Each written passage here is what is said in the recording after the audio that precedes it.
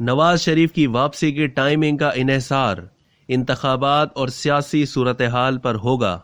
London में Pakistani high commission के हुक्काम ने वफाकी हुकूमत की हिदायत पर साबिक वजीर आजम नवाज शरीफ को पासपोर्ट जारी कर दिया है और अब वतन वापस आने का फैसला उन्होंने खुद करना है।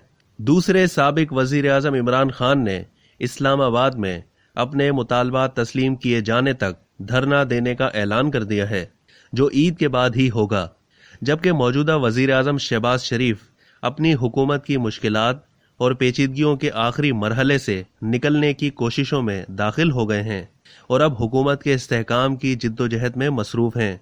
तहम उन शख्सियात की जानिब से सिर्फ बयानात और ऐलानात ही नहीं, बल्कि पसे पर्दा होने वाली बाज़ सरगर्मियां भी ऐसे इशारे दे रही हैं कि ईद के बाद सियासत का बेवफा और हंगामा खैज मौसम एक बार फिर अंगड़ाई लेगा।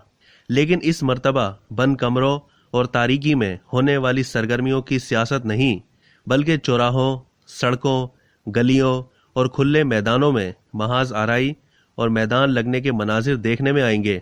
3 मरतबा वजीर आजम रहने वाले नवाज शरीफ असीरी के दौरान तबीयत की खराबी के बाइस मुआलिजीन की हिदायत पर इलाज के लिए 19 नवंबर 2019 को लंदन रवाना हो गए थे।